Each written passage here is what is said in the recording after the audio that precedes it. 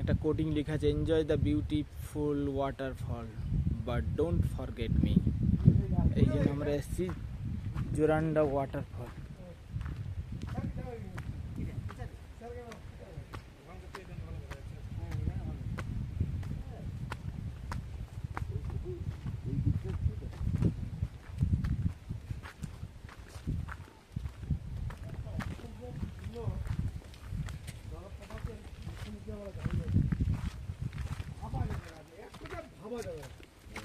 এক কথায় অপূর্ব,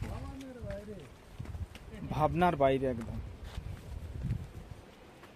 একেবারে ছবির মতো, ক্যালেন্ডারে বা বইয়ের পাতা আমরা দেখি তার থেকেও সুন্দর, অসম্ভব সুন্দর।